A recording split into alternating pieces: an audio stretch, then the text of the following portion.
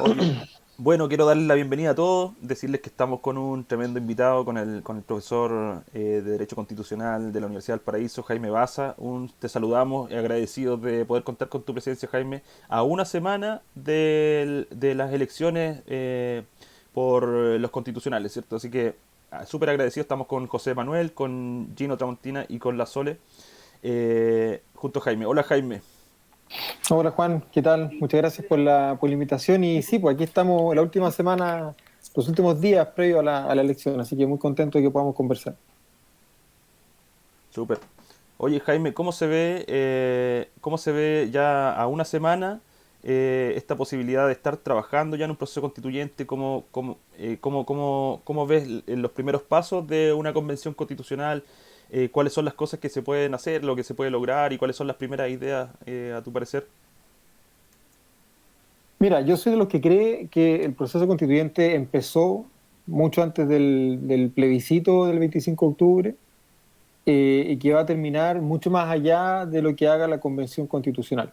O sea, el proceso constituyente no es el trabajo que haga la Convención Constitucional, sino que forma parte de un proceso de transformación social que yo creo que es más profundo, que empezó antes de que se instaurara formalmente este proceso y que va a terminar mucho más allá, mucho después de que haya sido aprobada la nueva constitución.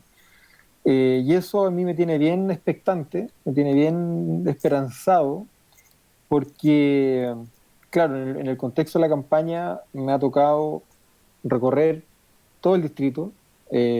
Antes de que yo fuera candidato, me tocó recorrer muchas localidades donde se organizaron cabildos y asambleas territoriales, presenciales y virtuales, ¿verdad?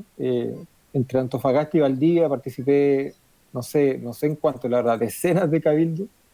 Y tengo la impresión de que el trabajo durante la convención constituyente va a ser mucho más potente de lo que la élite espera, de lo que el gobierno espera, y que vamos a tener una intensificación de esta instancia de diálogo que nos va a llevar a proyectar el trabajo constituyente más allá de las fronteras de la Convención Constitucional.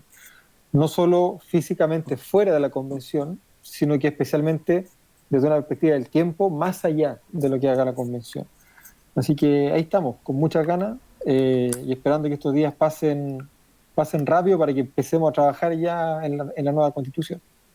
Oye, Jaime, ¿cómo se ve la posibilidad de poder llegar a acuerdos o de establecer ciertas cosas con con el tema de los dos tercios? ¿Cómo se ve esa posibilidad? Porque igual sabemos que va a estar bien reñida la campaña y las elecciones van a estar bien reñidas. Entonces, para poder llegar a acuerdo con los dos tercios, igual es bien difícil, ¿cierto? Mira, los dos tercios famosos son, como todo instrumento, un instrumento que puede ser utilizado para bien o para mal. ¿Ah? Es un arma de doble filo, que puede ser utilizada para que de repente los sectores que queremos transformaciones sociales eh, las podamos implementar o no, pero también puede ser utilizada para que esos mismos sectores que queremos transformación importante evitemos, ¿verdad?, un avance en clave más bien neoliberal. Y esto no lo digo de amarillo, lo digo porque yo tengo muy presente en la retina lo que fue el proceso 1988-1990. En ese proceso, entre el plebiscito y el cambio de mando, hubo avances importantes en materia de reforma constitucional. Acuérdate que hubo un plebiscito, ¿verdad?, en junio o julio del año 89, pero también hubo retrocesos importantes. Entre esos retrocesos está el famoso quórum de dos tercios, que no formaba parte de la constitución original, fue incorporado ahí. Y hoy día estamos enfrentando un escenario donde hay un sector importante de la derecha que no solamente no quiere nueva constitución, sino que además ya ha avisado que quiere apretar un poco más algunas tuercas, por ejemplo, en materia de principio de subsidiariedad, que lo quieren explicitar en la constitución, y otras materias más, ¿verdad?, que nos llaman un poco a prender las alertas. Entonces, claro, los dos tercios van a ser difíciles para que en clave transformadora podamos avanzar, pero también van a ser difíciles para que los neoliberales sigan apretando las tuercas, ¿verdad?, de un modelo ya bastante suelto, bastante vencido. Ahora, el tema de los acuerdos yo creo que va a depender mucho del tipo de materia de la que se trate.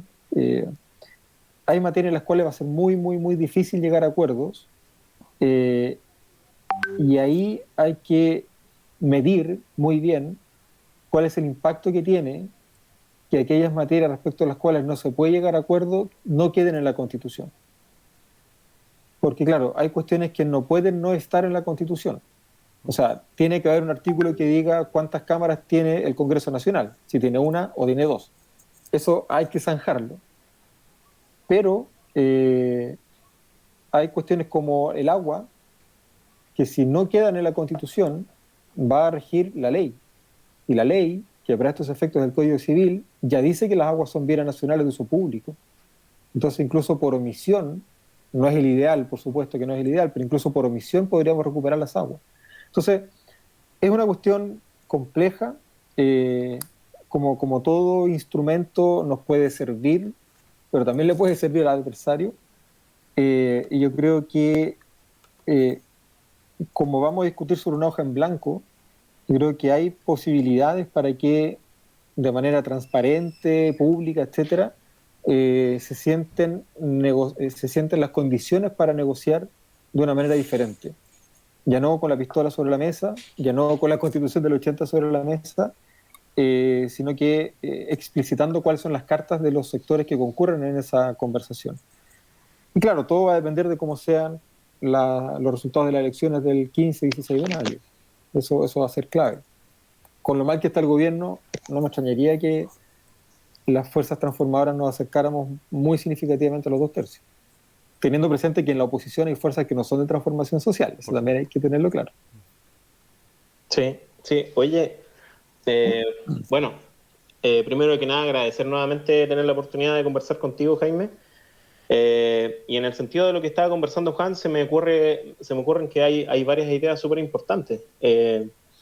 Bueno, lo primero es hacer el llamado a que ampliamente la gente pueda asistir a votar lo más informada posible a las próximas elecciones, porque realmente bajo esta suerte de cancha que está pseudo rayada, la idea es que nosotros podamos tener, claro, la mayoría para expresar de mejor manera lo que queremos en esta eventual nueva constitución.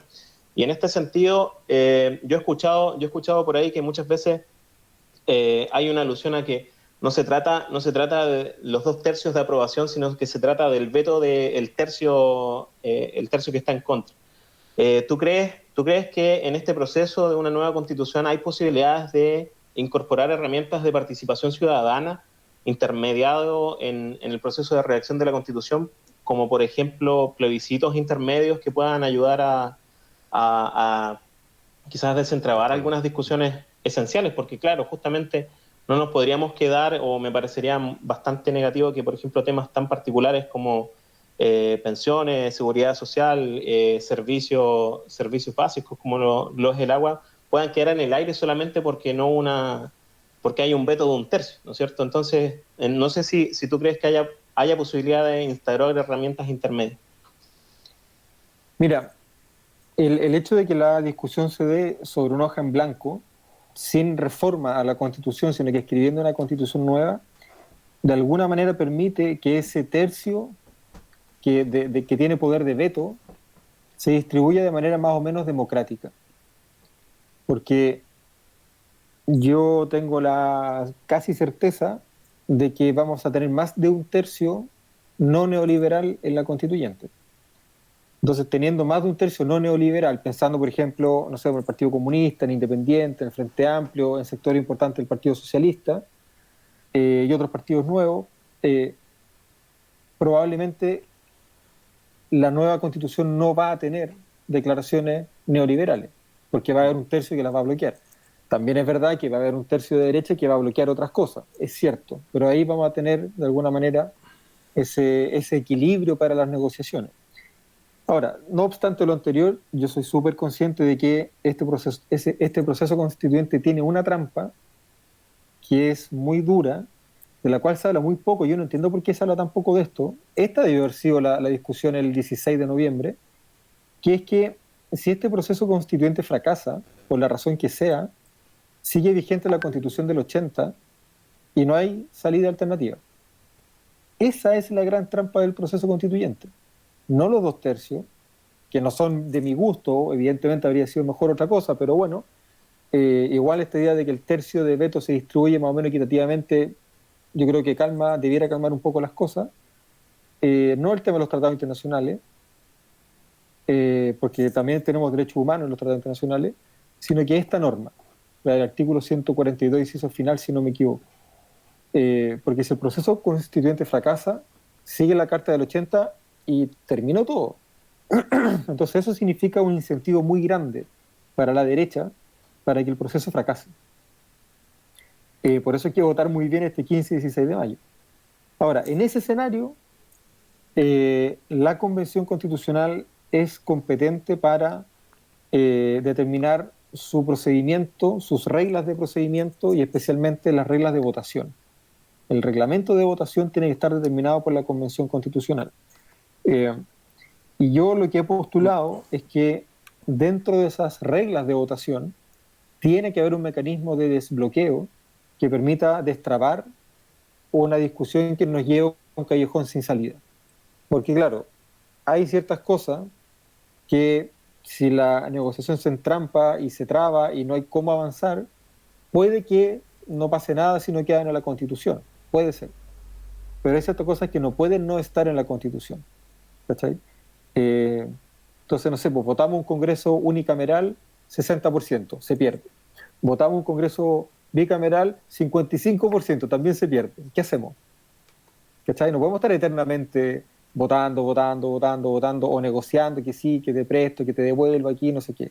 En algún momento hay que destrabar esa conversación. Y uno de los mecanismos de desbloqueo que se han utilizado en otros procesos constituyentes es el de los plebiscitos dirimentes.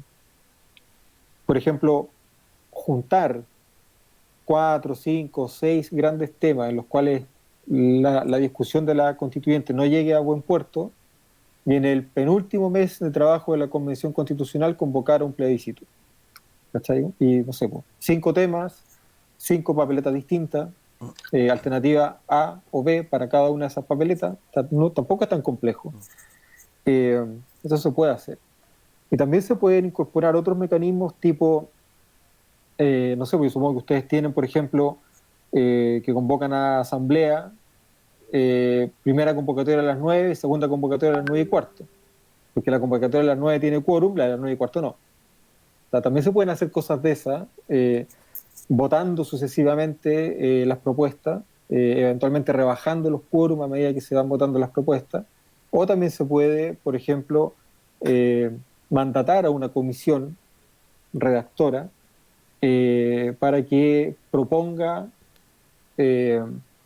redacciones de ciertos temas, de ciertas normas que permitan zanjar las diferencias importantes, ¿verdad?, que se den en la convención. Y eso, claro, tú le das un mandato a la comisión redacta, etcétera, y después vuelve al pleno y el pleno ratifica.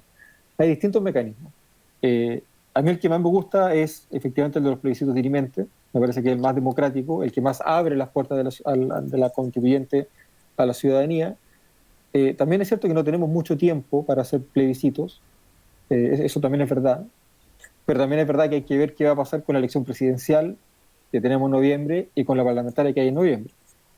Porque si tenemos un Congreso que mayoritariamente apoya el trabajo de la constituyente y tenemos un presidente que mayoritariamente apoya el trabajo de la constituyente, a lo mejor se le puede extender el plazo, ¿verdad? Y darle unos 6 meses más o algo por el estilo para que puedan hacer un trabajo más pulcro, ¿verdad? Pero sobre todo con más participación y más democrático. Jaime, antes de pasar a preguntas de trabajo que me quedó ahí dando vuelta, el tema del reglamento. Para el tema, para el reglamento, ¿cómo va a ser, cómo es esa redacción?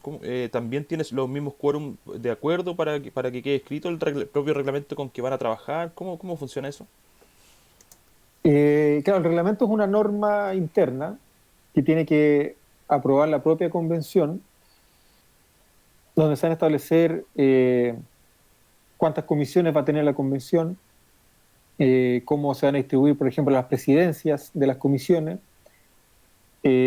cuál va a ser el itinerario de la deliberación constituyente, ¿cierto? Se presenta una propuesta a la comisión la discute, recibe a ciudadanos, representantes de la sociedad civil, esa propuesta va al pleno, si es rechazada vuelve, si es aprobada definitivamente pasa a la comisión redactora.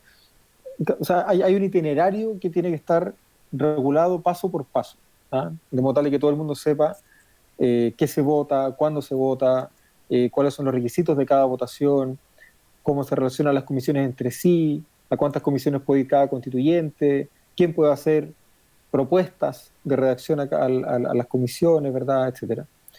Y eso tiene que ser aprobado, el reglamento de votación tiene que ser aprobado por 2/3, por 2/3 efectivamente. Difícil ahí poder... Difícil. Sí, difícil. Oye. En definitiva, el tema de ponerse de acuerdo siempre va a ser un inconveniente en el proceso constituyente. Pero sí, pues. Claro, claro. Pero además quería comentar que importante la reflexión que hace Jaime, que finalmente, y nosotros como dirigentes sindicales lo hemos vivido también, pues a veces para las empresas es más factible sabotear un proceso porque saben que ante el resultado va a tener que ser otro el organismo que va a tener que resolver, más que muchas veces conversar con los propios trabajadores. Entonces se me hace muy similar lo que está diciendo Jaime en el término de decir, puede eventualmente ser un interés para las personas que no quieren modificar la Constitución de que el proceso constituyente falle y por lo tanto, claro, tenemos este gran riesgo de retornar a la misma Constitución justamente que tenemos al día de hoy. Importante. Y a mí igual me llama la atención que nos haya puesto atención en esta dimensión de la ley 21.200. Y le dieron tanto color a los tratados, le dieron tanto color al quórum, que insisto, a mí no me gusta el quórum, pero igual genera efectos positivos y negativos. Y respecto de esto no se dijo nada. Eso lo encuentro muy raro. O sea, se habló también de independientes, se habló de pueblo originario, se habló de la paridad, y no se habló de esto. Y yo traté de instalar el tema, no me fue bien, no tuve la fuerza comunicacional suficiente. Ahora, Jaime, pero esta es la verdadera trampa del proceso constituyente, y estamos una semana de la elección y no es tema. Bueno, ya fue. Ahora, Pero Jaime, de todas maneras, ¿tú crees que es sostenible? Que, pongámonos en el caso, la convención hace el trabajo, luego va al plebiscito que va a tener voto obligatorio, ¿cierto? Y es rechazada la escrituración nueva, ¿ya? O sea, si es rechazada es porque a la mayoría de las personas que en realidad querían cambiar la Constitución, que es la gran mayoría de las personas del país, no están conformes porque la redacción quedó muy parecida a lo mejor a lo que era la Constitución. Entonces yo creo que sería insostenible también luego no llevar un proceso posterior de cambio de Constitución. Yo creo, ¿eh? O sea, yo creo que políticamente no hay vuelta atrás. O sea, políticamente la Constitución del 80 ya no es una alternativa, bajo ningún escenario. Entonces, claro, si el proceso constituyente fracasa en algún momento, ya sea porque se quiebra la constituyente, o porque se nos pasa el plazo, o porque gana el rechazo en el plebiscito de salida, tiene que haber una salida alternativa. ¿Cachai? Porque, o sea, si ya el 80% de la población se manifestó en contra de la Constitución del 80, volver a la Constitución del 80 lo único que haría sería profundizar la crisis. Y ahí sí que el Estado sería un Estado fallido derechamente. O sea, ¿quién va a respetar la autoridad de instituciones, de representantes, etcétera, que se sostienen en una norma que el 80% del pueblo rechazó? ¿Cachai? Entonces... No, yo creo que sería un escenario absolutamente insostenible y habría que sí o sí reiniciar el proceso constituyente, elegir constituyentes de nuevo.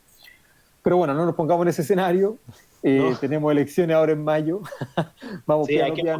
Hay que enfocarse ahí. Sí, vamos piano y pensemos en que tenemos una responsabilidad importante este 15 y 16 de mayo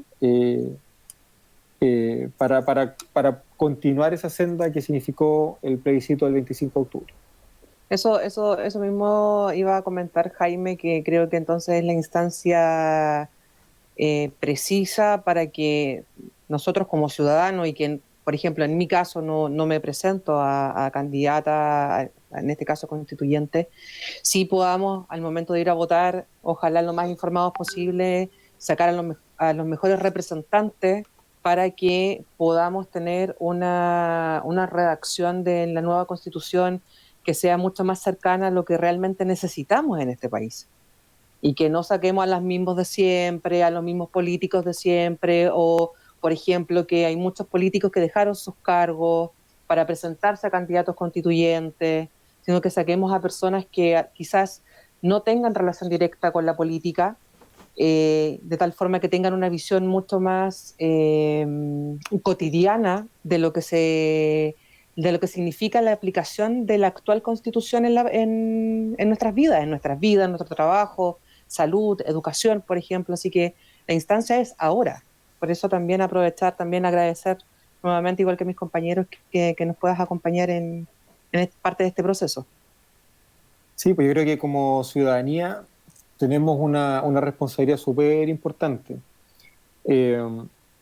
porque, claro, la política hoy día no está en un buen pie, y eso es principalmente responsabilidad de la clase política, es principalmente responsabilidad de los mecanismos de representación que han funcionado mal, han funcionado para representar intereses particulares y no para representar el interés general, pero hay una parte de la responsabilidad que también es nuestra, ¿no? De quienes nos dejamos de estar, de quienes dejamos de votar, de quienes dijimos, bueno, ¿para qué? Si el lunes tengo que trabajar igual. O sea, también tenemos una parte de responsabilidad. Y yo creo que este es el momento para ponernos al día con esa responsabilidad, votar de manera informal el 15 y 16 de mayo, elegir gente que efectivamente represente no solamente un cambio respecto a lo que hemos venido experimentando los últimos 30 años, sino que especialmente un cambio que esté en sintonía con lo que ha pasado desde la revuelta en adelante, con el plebiscito, ¿verdad? Y con este proceso de rearticulación de la organización social. Porque claro, los cambios no ocurren solos, los cambios sociales no ocurren solos, lo único que ocurre espontáneamente es la conservación del statu quo. Y para que los cambios ocurran, quienes queremos cambios tenemos que comprometernos con ellos. Entonces también es importante que como ciudadanía asumamos esa cuota de responsabilidad que nos corresponde, participando, votando, ¿verdad? Eligiendo bien, concurriendo a los espacios en los cuales se está desarrollando la actividad política hoy día, ¿verdad? Asistiendo al cabildo del barrio, por ejemplo, organizándose después de las elecciones para apretar a ese constituyente que salió elegido o elegida para que rinda cuentas, para que haya trabajo conjunto, para que haya trabajo colaborativo, ¿verdad? Yo creo que, mira, uno de los grandes aprendizajes que he tenido en este proceso constituyente es que las precariedades estructurales que estamos enfrentando en los distintos sectores de la sociedad son compartidas. Tenemos los mismos problemas. Los mismos problemas. Y son problemas que a lo mejor tienen diferentes intensidades. Pero esa situación de abandono estructural está presente en todos lados.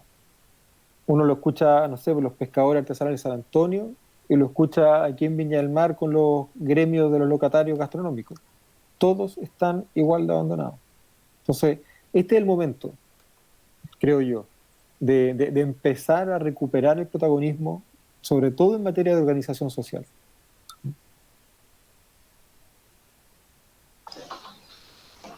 Oye, Jaime, la conversación en general es súper interesante porque, claro, yo creo que hay que darle énfasis en la oportunidad que es y esperemos que no sea que haya muchas oportunidades más adelante en una situación que debiésemos entender como democracia, pero en este tiempo presente es la oportunidad de buscar cambios más de fondo a problemas que llevamos hace bastantes años. Nosotros por ejemplo, por ejemplificar esto, hemos participado en lo posible con los movimientos de No Más AFP, por ejemplo.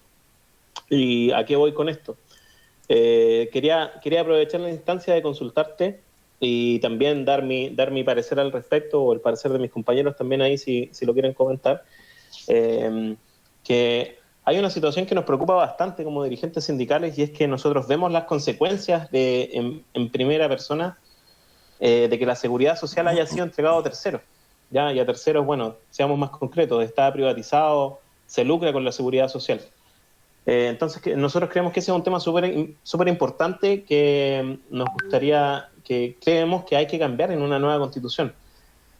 Sin ir más allá, el tema de que las AFP tengan utilidades millonarias mientras siguen entregando pensiones de miseria y están mayoritariamente, igualmente subsidiadas las pensiones por el Estado, no tiene ningún sentido. El tema de que recientemente hubo una modificación en las cotizaciones obligatorias de los trabajadores donde se está entregando un porcentaje mayor a las cajas de compensación, nuevamente entidades privadas, y se está desfinanciando a FONASA, el Fondo Nacional de la Salud. El tema de que las ISAPRES no son un servicio o una suerte de seguro adicional sobre un estándar base que me otorga el Estado, sino que reemplazan derechamente también el Fondo Nacional de Salud. Creemos que toda esta privatización de la seguridad social en general siempre ha sido negativa, y es negativa en el sentido que incluso las mutualidades, que supuestamente son mutualidades paritarias, debe haber participación de los trabajadores, al menos en alguna suerte en la orgánica de ellas se supone que existen, pero en la práctica se denominan legalmente como mutualidades de empleadores, ¿no es cierto?, que son finalmente los que resuelven si hay enfermedades laborales o no, situaciones súper trascendentales para un trabajador en el día a día. Y hoy día, por ejemplo, los trabajadores no tenemos la capacidad de decidir a qué mutualidad queremos pertenecer en la suerte de orgánica que nosotros tenemos al día de hoy, y por lo tanto, en general, las mutualidades nuevamente responden a los empleadores. A lo que quiero resumir con esto es de qué forma o qué visión nosotros debiésemos tener para plasmar en una nueva constitución una estructura que nos permita nuevamente recuperar la seguridad social para las personas, para los trabajadores, para en general los ciudadanos de este país, y no para los intereses particulares de algunas personas privadas, o que sean entregados derechamente para que sean lucrados con ellos. Oye, disculpa, antes que responda Jaime, me gustaría comentar dos cositas a propósito de esto que dice Gino, que está bien interesante. Sale el otro día el presidente de la Cámara de Comercio de Santiago y dice que la AFP, su trabajo no es dar buenas pensiones, dice, que su trabajo es hacer rendir la plata, ¿cachai? Y que en realidad las pensiones las tiene que dar una aseguradora. ¿Ya? La aseguradora es la que tiene que dar la pensión, y la AFP no está hecha para dar buenas pensiones, dice.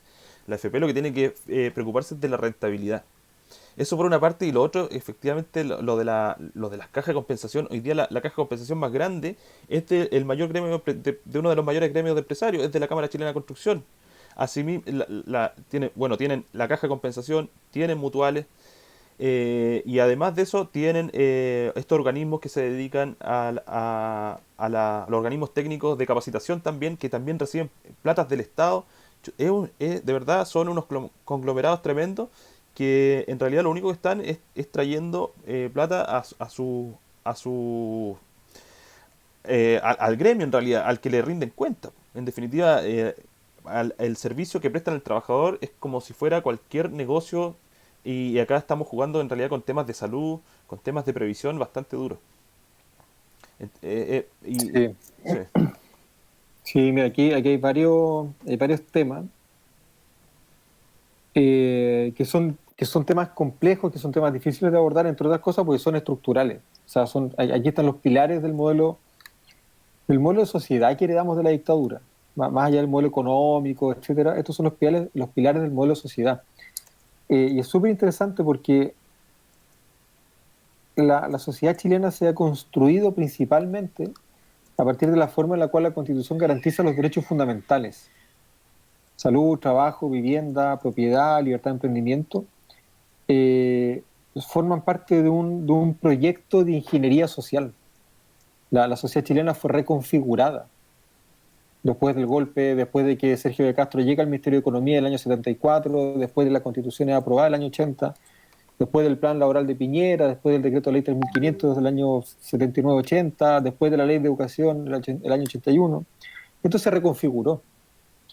Y es súper interesante porque la gente del rechazo estuvo diciendo insistentemente que la Constitución no es importante para la vida cotidiana de las personas, cuando toda la sociedad fue reconfigurada a partir de una definición constitucional tomada hace 40 años.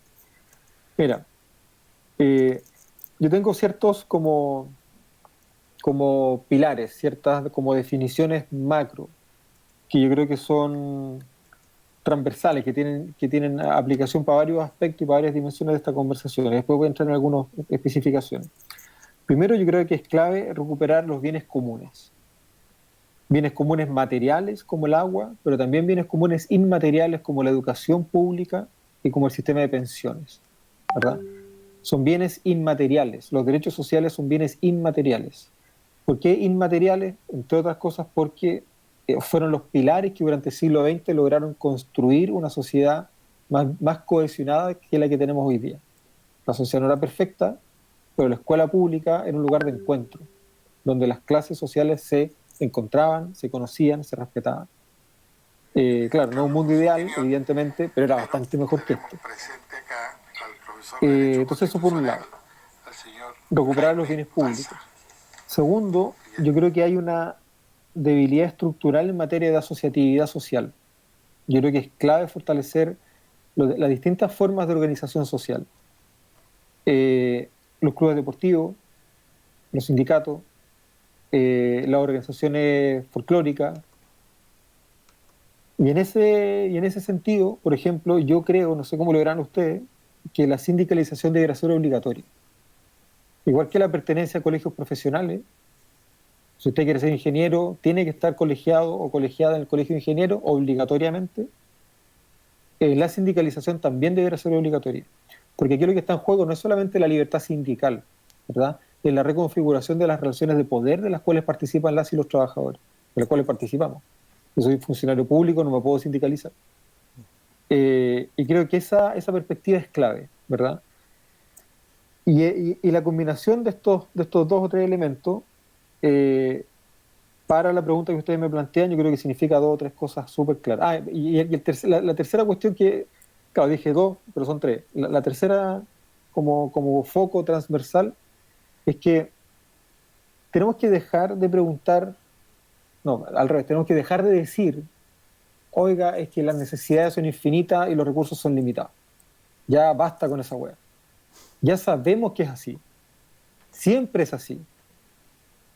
Si de verdad queremos cambiar las cosas, tenemos que preguntarnos, tenemos que hacernos la pregunta inversa. Tenemos que decir, ¿qué necesitamos? Y una vez que tengamos claro qué es lo que necesitamos, tenemos que hacernos la pregunta del millón. Bueno, ¿cómo lo financiamos? ¿Cómo lo financiamos? Entonces, en ese sentido, claro, yo creo que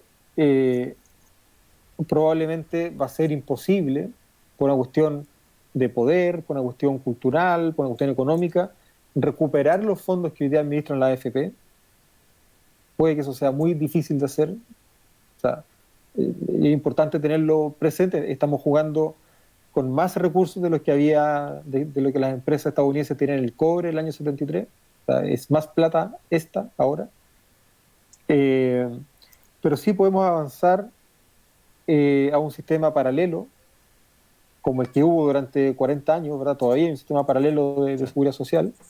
El viejo sistema, todavía quedan algunas personas del viejo sistema, para que nos hagamos una idea de que pueden haber sistemas paralelos y no pasa nada, donde ni un peso más vaya a la AFP, ni uno, ni público, ni privado, ni voluntario, ni nada, ni un peso más a la AFP, y que de aquí en adelante hagamos el ejercicio de calcular qué pensiones tenemos que financiar. ¿Cuánta plata es lo que tenemos que financiar? ¿Cuántas personas son? ¿Cuánto es el 70% de la última remuneración de todas esas personas? Porque hoy día el sistema está pagando pensiones que están por debajo de la línea de la pobreza y tiene una tasa de reemplazo que ¿de cuánto? 28, 27%. O sea, la pensión es menos de un tercio de lo que tenía el trabajador o la trabajadora cuando jubiló, de lo que ganaba. Entonces, hay que hacer ese cálculo y decir, necesitamos, no sé, 70.000 millones de dólares al año, 50, no tengo idea cuánto es, pero hagamos el cálculo.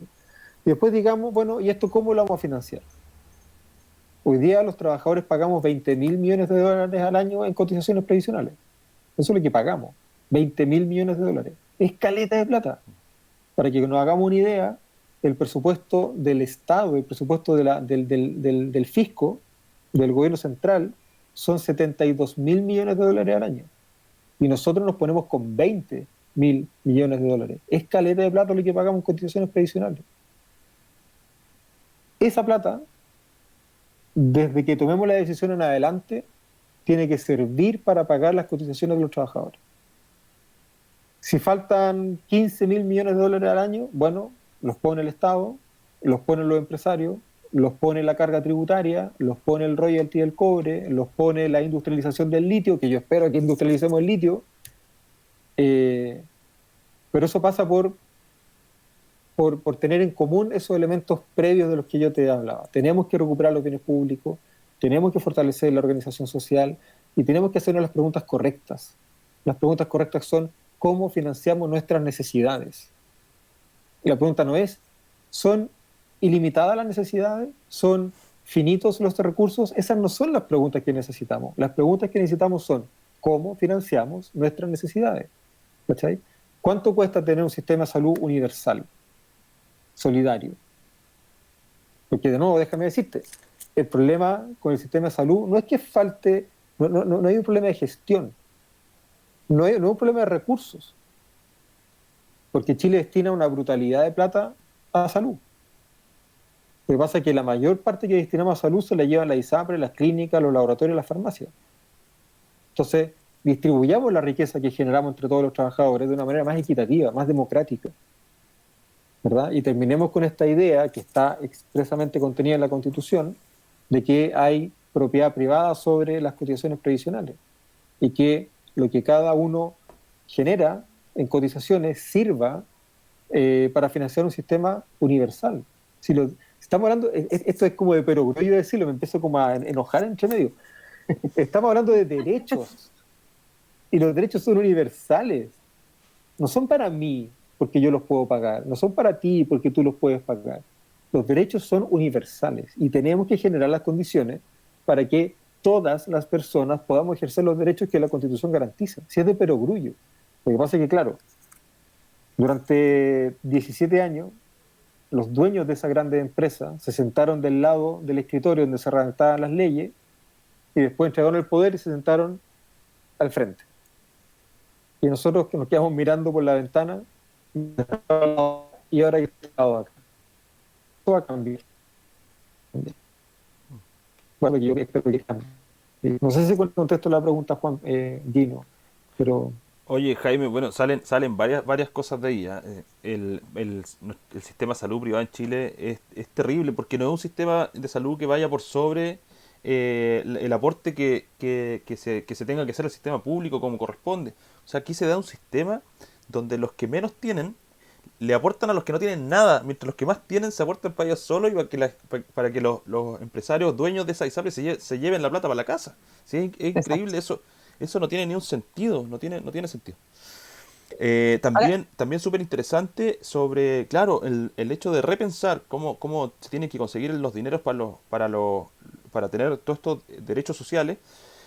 También nos hace repensar en la industria, en cómo se genera el dinero en Chile también, ¿cierto? Que tiene que terminar en un sistema de explotación de recursos y tiene que transformarse en darle valor agregado a las cosas. Está súper interesante eso porque creo que, claro, esa es la forma de llegar a buscar soluciones. O sea, en la fórmula para buscar las soluciones nos vamos a encontrar con soluciones a otros problemas también, al trabajo, a la mejor calidad de trabajo, porque obviamente un país que se dedica solamente a extraer, bueno, estamos llenos de temporeros y en esa calidad de trabajo, ¿cierto? Y no la podemos superar porque no se da un valor agregado a las cosas y por ende no se da un valor agregado al trabajo, por supuesto. Súper interesante. Sí, a mí perdona Sonia, a mí me interesó mucho cuando tú, Jaime, dijiste con respecto a la educación. Yo estudié en esa escuela antigua, pues yo estudié en la escuela primaria obligatoria, y yo no estudiaba con compañeros que eran, no sé, hijos del jefe, hijos del administrador, y estábamos todos juntos, no había ningún problema. Y después seguimos hacia la humanidad primero, después la media, y seguimos siendo igual. Hasta que ocurrió lo que pasó y todo cambió. O sea, todo es plata, si no tenéis plata no podéis estar acá. Y eso nos pasó, ese es el grave problema que tenemos. O sea, llegar a lo que tú dijiste, que ojalá que fuera la educación de otra manera, como era en ese tiempo, sería ideal. por otra parte, en esos años también se hizo mucho trabajo voluntario. Se trabajó mucho con todo lo que tú hablaste, clubes deportivos, centros de madre, muchos grupos culturales, y se armaron tantos grupos culturales con un montón de cosas. Y eso desapareció también por una falta de organización también. La gente empezó a no meterse en ese cuento, incluso los clubes deportivos. Pero también fue por una falta de organización o faltas de incentivos de nosotros mismos. Pero eso que tú dijiste nos llevó en ese tiempo, especialmente con los trabajos voluntarios, eran bastante buenos, digamos, y comprometedores. Tú te comprometías a eso y te sentías súper útil en tu país, en tu sociedad, en tu barrio. Eso yo lo viví de todas maneras y eso lo perdimos. No es que no se pueda recuperar, se puede hacer. Como alguna vez con los chiquillos acá hablamos de las cooperativas también, y a nosotros nos llamó mucho la atención y fuimos muchas veces fuimos a reuniones con las cooperativas porque a nosotros la verdad que nos fascina eso. Lamentablemente también eso se ha ido perdiendo. Eso yo creo que lo podríamos recuperar de todas maneras. Sí, yo creo que parte de la modificación, perdón Gino, parte de la modificación que se hizo en el año 80 a la Constitución permitió, bueno, y después también un poco más adelante, el tema de la privatización de muchas áreas, del ingreso de mucha empresa privada también, hizo de que toda esta arista social que nos quedaba un poco de los tiempos previos al golpe se fuese perdiendo. No sé, Jaime, te lanzo la pregunta, ¿qué opinas tú acerca de algo que se ha ido debatiendo en las últimas semanas a raíz del tercer retiro, de aumentar el porcentaje de impuestos a los más ricos, a las personas que tienen mayor poder adquisitivo, en este caso a las empresas, a las grandes empresas privadas que hoy son las que manejan nuestro país? Sí, ahí, o sea, la estructura tributaria del país tiene que estar pensada en clave de redistribución de la riqueza, absolutamente. Y no basta, creo yo, aquí hay que pensar varias dimensiones de manera conjunta. Por ejemplo, el impuesto al patrimonio tiene que ser un impuesto permanente, ¿verdad? No excepcional, no para hacer frente a una emergencia, tiene que ser una cuestión permanente. Porque la acumulación de la riqueza distorsiona el funcionamiento de las instituciones democráticas. Entonces, si usted quiere acumular, no sé, 800.000 millones de dólares, tiene que pagar el costo de lo que eso significa. Tiene que contribuir, ¿verdad?, a que de alguna manera evitar que su dinero sea un factor de desestabilización de la democracia. Y eso pasa por pagar impuestos. Eso es lo que significa, a mi juicio, el impuesto a los súper ricos, que paguen plata por acumular la riqueza que generamos entre todos, entre todas. Pero eso también significa, de manera paralela, hablar del impuesto a la renta. El impuesto a la renta hoy día tiene, no sé, 2 o 3 grandes problemas. Hay un problema de integración entre lo que pagan los empresarios y lo que pagan sus empresas. Hay un problema con la estructura progresiva del impuesto a la renta. Y hay un problema con las exenciones. La cantidad de sujetos que están exentos de pagar impuesto a la renta es una cuestión impresionante. Es impresionante. ¿Cuánta plata podríamos recaudar simplemente cobrando el impuesto a la gente que hoy día está exenta? No tengo idea. Ese cálculo hay que hacerlo. Por eso digo que son conversaciones complejas. El tercer elemento de esa conversación es el IVA. El IVA en Chile no solamente es altísimo, sino que además es parejo. O sea, tú te compras un auto y pagas el mismo IVA que paga un litro de leche, que paga un kilo de pan. O sea, no puede ser. Y esa dimensión regresiva que tiene el IVA, que es más caro respecto de los bienes de primera necesidad que respecto de los bienes de lujo, y que su impacto presupuestario es más importante en una familia de bajos ingresos que una familia de altos ingresos, esa cuestión tiene que terminar. Y esto no es difícil, esto no es complejo, hay caleta de países en el mundo que tienen IVA diferenciado, Hay caleta de bienes que tienen exención de IVA en otros países, ¿verdad? La leche en España no paga el mismo impuesto de lo que paga, qué sé yo, un lente o un computador o lo que sea, ¿verdad? Pero en fin, bueno, yo creo que esos tres elementos tienen que estar arriba de la mesa en ese sentido. Redistribución de la riqueza, que aquellos que concentran el capital paguen. ¿Por qué? Porque esa concentración genera un problema para la democracia. El tema de la renta y el tema también del IVA. ¿Ah? Y esto, la pregunta de Soledad, yo creo que también se engancha con algo que dijo Juan ahí entre medio, que también he repetido antes, y es que también tenemos que tener la discusión de cómo se genera la riqueza. O sea, el Estado tiene que cumplir un papel de redistribución de la riqueza que hoy día no cumple. Hay que empujar al Estado para que cambie un poco esa dimensión, pero el Estado también es un agente de generación de riqueza, ¿verdad? Que hoy día no lo tiene muy desarrollado precisamente. Eso pasa por revisar el carácter extractivista que tiene hoy día la explotación de los recursos naturales, pasa por pensar de manera estratégica el desarrollo industrial del país. Chile tiene una experiencia de industrialización importante entre el 30 y el 73, de la mano de la Corfo. Las empresas con las cuales los actuales millonarios de Chile se hicieron millonarios en primer lugar eran empresas del Estado. Sí. Partiendo por la en Chile, del presidente de la República. Esa es empresa del Estado. Entonces, no es verdad que el Estado sea un mal administrador, ¿verdad? No es verdad que el Estado no sea un buen empresario. Hay que romper esos mitos.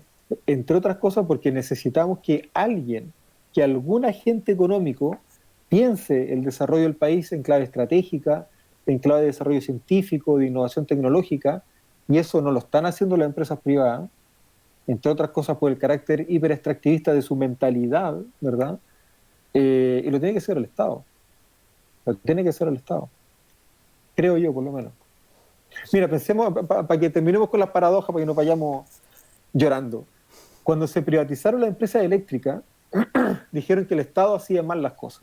No, que el Estado aquí, que el Estado allá, que la empresa privada es más eficiente. Bueno, hoy día la empresa de energía de acá de la quinta región es de propiedad del Estado, de China. Mira la paradoja. Y la compañía de agua es propiedad de una cooperativa de profesores de Toronto que pagan sus jubilaciones con las utilidades que genera ESVAL. Mira de lo que estamos hablando. Privatizamos una empresa que era de todos para quitársela al Estado y entregársela a una empresa y la empresa terminó y el servicio de luz eléctrica terminó en manos del Estado. Privatizamos otra empresa de servicios básicos diciendo que el trabajo cooperativo no sirve, no sé qué, que esto tiene que ser una empresa privada, y hoy día esa empresa está en manos de los profesores de Canadá que se pagan sus pensiones a costa del agua, con nuestras cuentas de agua. No tiene sentido, esta usted tiene que terminar, esto no puede seguir así. Ya, perdón que me emocione, porque me cabrean estas cosas. No, de verdad es que de verdad que da mucha rabia, sí, es que algo que no tiene ningún sentido, no tiene sentido. Oye, Jaime, nos preguntaste hace un rato, o sea, entendimos nosotros como una pregunta el tema acerca de sindicación obligatoria y todo eso. Creo que ¿Cómo lo ven? Da para darle una vuelta, Yo, sí. Lo que pasa es que hoy día estamos, junto con cambiar la Constitución, también tiene que haber un cambio mental en todos nosotros, porque en todos estos años nos han vuelto muy individualistas. ¿Ya? Yo creo que y eso es muy natural. O sea, uno escucha, por ejemplo, hoy día no más FP a muchas personas, pero cuando le preguntan a la gente si quiere mejores pensiones, te dice que sí. Cuando le preguntan, ¿usted cree que la FP da buenas pensiones o le va a dar buenas pensiones? Te dice no. ¿Qué quiere que hagan con el 6%? Ah, no, a mi cuenta individual de la FP. ¿Cachai? Entonces hay un enredo mental porque estamos todavía sabiendo que el sistema individual no funciona, sabiendo que yo no puedo autosatisfacer mis necesidades, que necesitamos hacerlo de forma colectiva. Eso ya se está entendiendo, pero aún así todavía no logramos sacarnos este individualismo por completo. Todavía está el primero yo, segundo yo, tercero yo, ¿ya?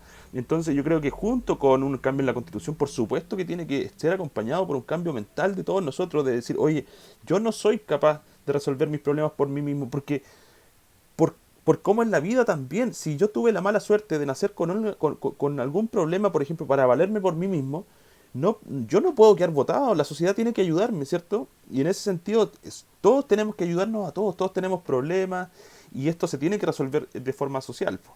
Y ahí es donde tiene que venir ese cambio. Y este cambio también tiene que venir a nivel del pensamiento de organización de trabajadores. Las personas todavía, nosotros, yo creo que hemos logrado con el tiempo también eh, hacer un poco más de conciencia, pero los sindicatos todavía están vistos como si fueran una caja de compensación. Cuando las personas se van a afiliar a un sindicato te preguntan, ya, pero ¿qué me da el sindicato? ¿Qué me da? Oye, no, pues si el sindicato es cómo puedo aportar yo para que en conjunto estemos todos bien y cómo podemos unirnos para poder hacer frente a la diferencia que hay de poder entre empleador y trabajadores.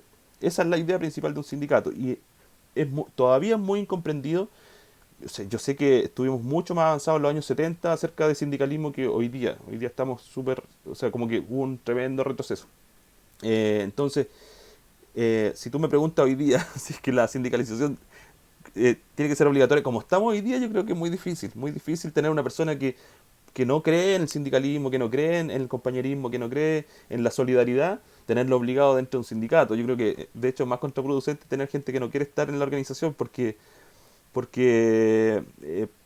crea conflicto con los compañeros de trabajo, ¿cachai? Entonces, en la que estamos hoy día, yo creo que no. En unos años más, a lo mejor, cambiando el paradigma, cambiando, como te digo, la mentalidad, sería algo fantástico, que nadie se sintiera perseguido porque está en un sindicato, sino que fuera tan normal que, claro, es obligatorio. El que entra en una empresa, tal es como ser chileno. Bueno, yo vivo en Chile, soy chileno, ¿cierto? Bueno, yo estoy en un trabajo, bueno, soy sindicalizado, estoy representado, estoy unido a mis compañeros de trabajo.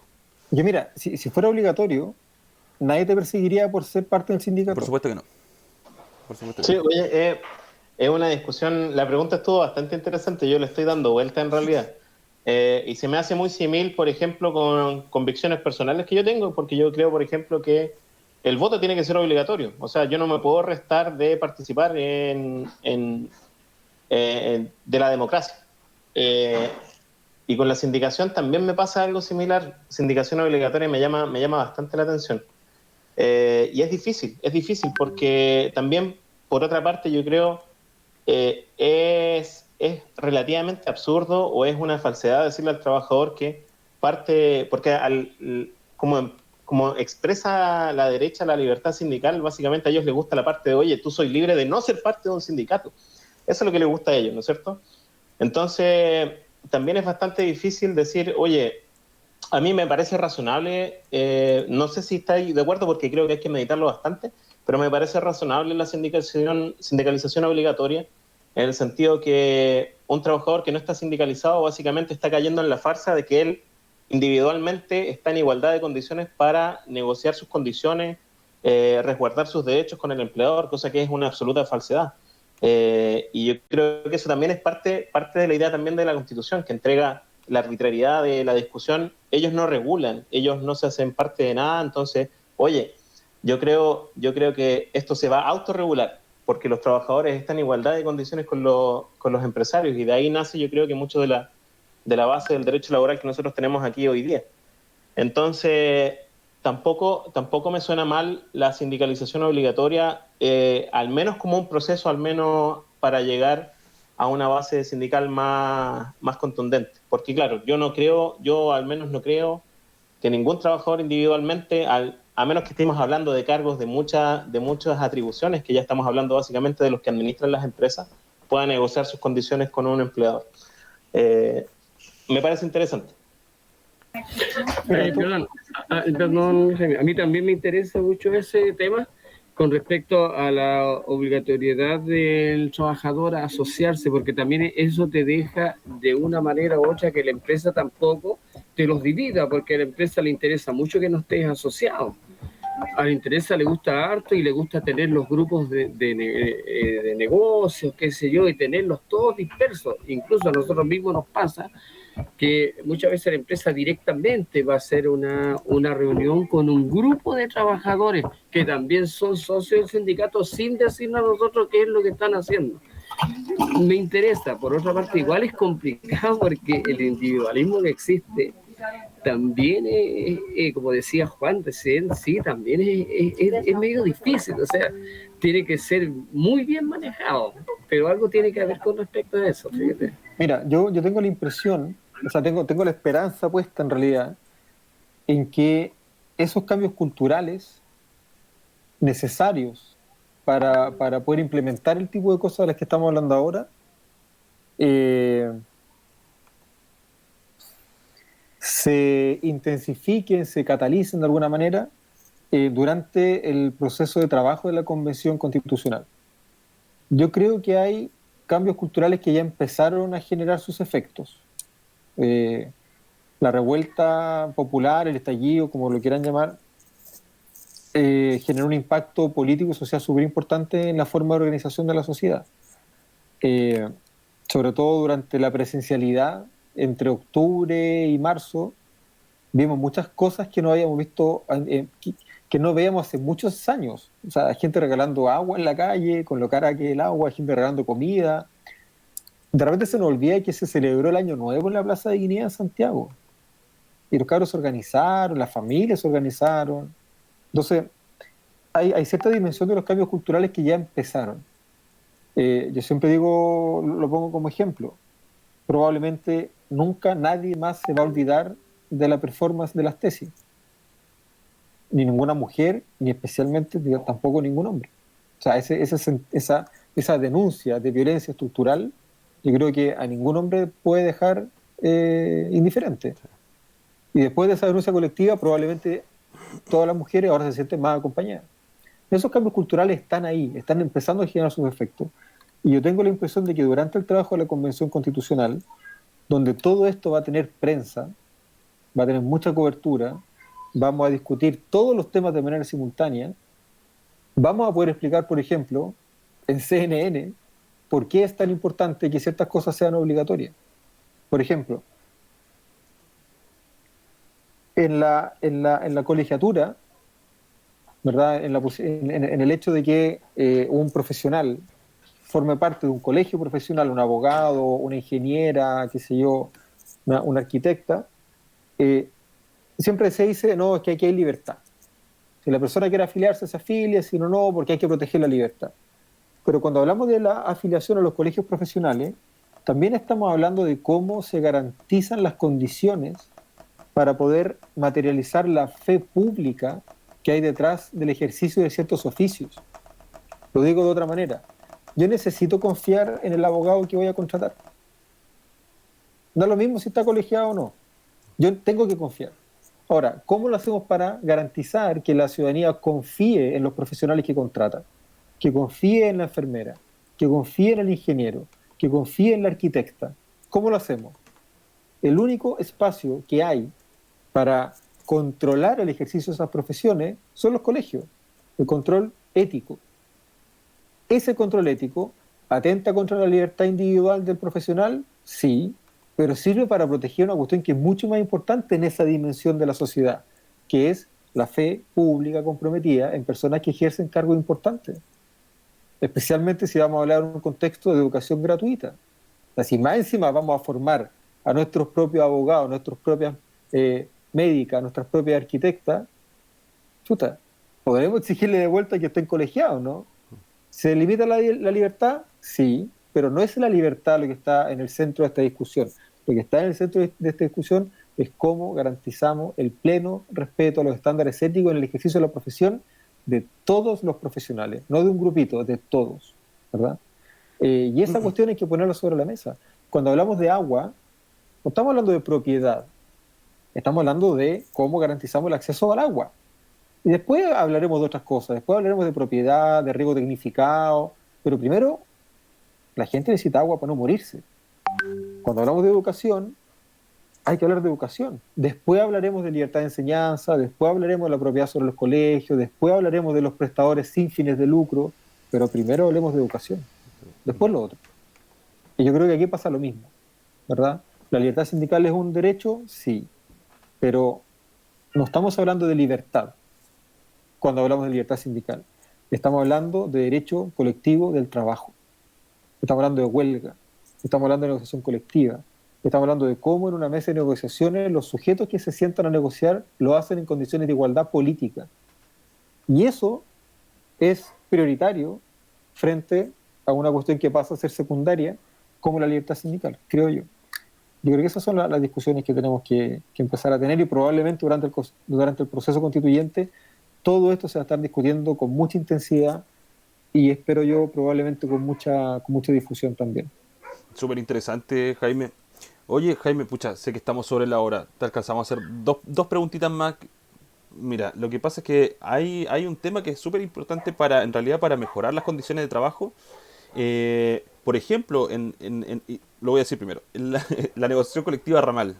Y vemos, por ejemplo, en países como Suecia, donde el trabajo tiene una calidad bastante superior a la nuestra, que, por ejemplo, ellos no necesitan regular el sueldo mínimo en el país, sino que se regula solamente porque cada estructura de trabajo negocia colectivamente, y ellos establecen cuál es el mínimo de salario para su rama. Por ejemplo, la minería, por ejemplo, los servicios, ¿cierto?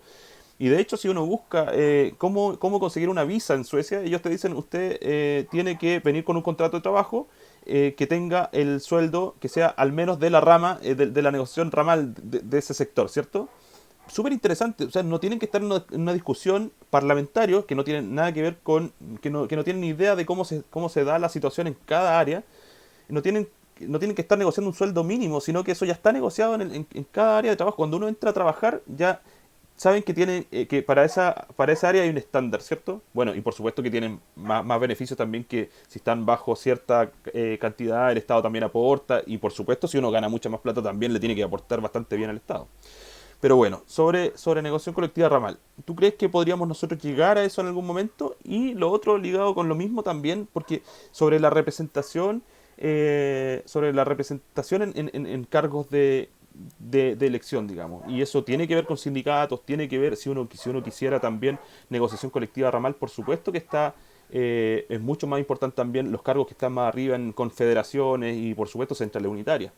¿Cómo se asegura que esa gente esté ahí porque en realidad se lo merece y no que estén cuoteados los cargos, ¿cierto? Oye, yo ahí complemento con lo que estaba diciendo Juan, a lo mejor como pregunta final por el tiempo.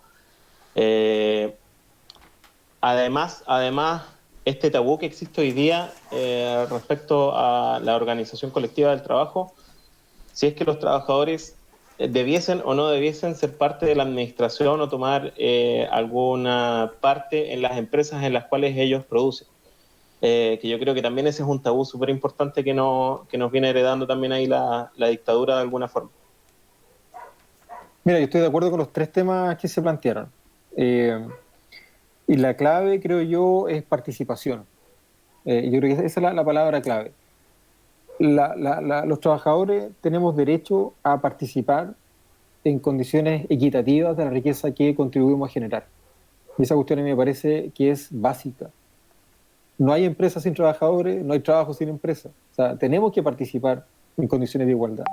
Y eso supone varias cosas. Supone efectivamente participar de la gestión, participar del diseño estratégico, participar de la utilidad que se genera, y participar sobre todo de la posibilidad de establecer condiciones parejas. Hoy día el único sector del país que tiene negociación ramal es el sector público, que tiene negociación ramal a pesar de que está prohibida la negociación y tienen igual. Sí, de hecho está prohibida la asociación. Claro, igual existe. Siempre comentamos que hay una gran regulación para la negociación colectiva y finalmente los únicos que realmente negocian colectivamente son los que no están regulados. Es que así, mira... Y lo único que se paran también y protestan. Se paran todos juntos. Mira, ese es un punto súper interesante que se ha estudiado y discutido harto. De hecho, hace un par de días estuve con la NEF conversando precisamente este tema. ¿Qué es lo que pasa? La gracia... El 6 de mayo. La gracia de los instrumentos de contrapoder, como la huelga, es que se realizan al margen del derecho. Mientras más se mete el derecho a regular los mecanismos de contrapoder, más pierden su potencia de transformación. Sí. sea, la gracia del mecanismo de contrapoder es que se despliega como puede y como lo necesita. Y para poder desplegarse de la manera en que un contrapoder necesita desplegarse, tiene que estar al margen de lo que diga el derecho.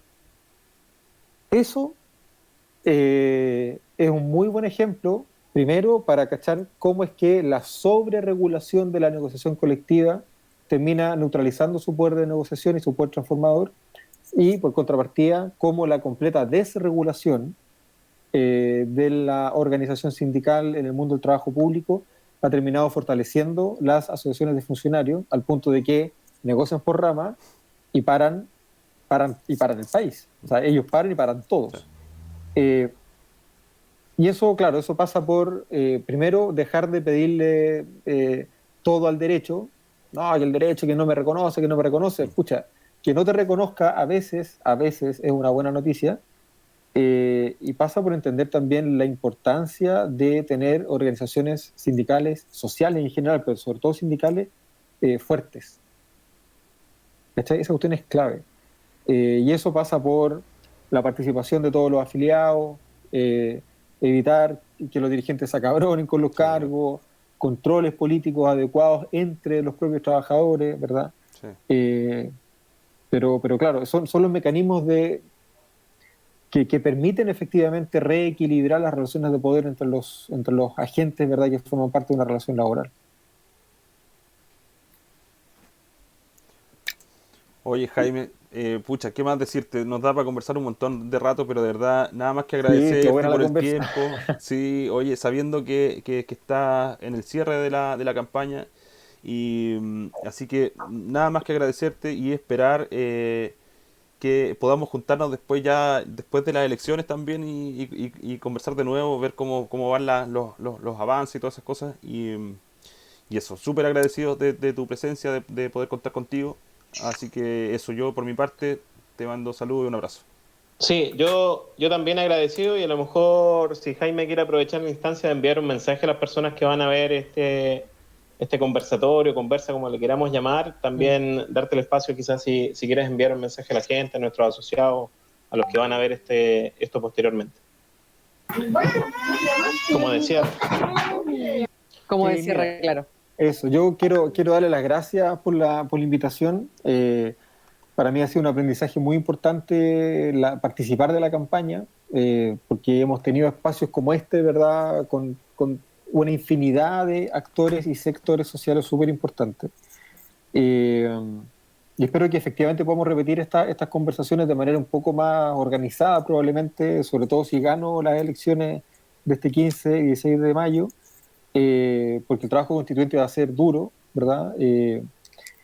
Y vamos a necesitar mucha fuerza para poder empujar los cambios que los trabajadores, las trabajadoras, la sociedad en general necesita.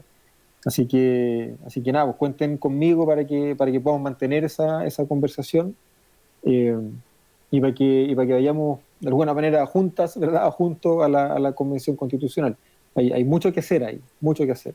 En una conversa de una hora salieron 800 temas, ¿verdad?, y da cuenta de lo importante que es esta conversación para el mundo del trabajo. Así que eso, muchas gracias por la invitación.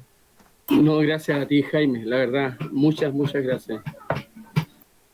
Súper. Y muchas gracias y mucho éxito para lo que se viene este 15 y 16 de mayo.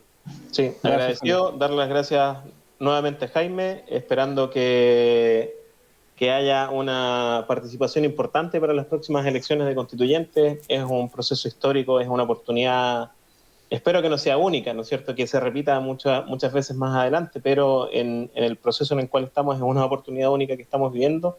Esperamos que haya mucha participación, y agradecer tanto a Jaime como a las personas que posteriormente puedan ver este conversatorio. Esperamos que les ayude también a encaminar las ideas de hacia dónde tenemos que remar todos juntos. Así que nuevamente agradecer, un saludo a todos mis compañeros, a los compañeros del sindicato y a las personas que puedan ver esto en algún momento de este periodo.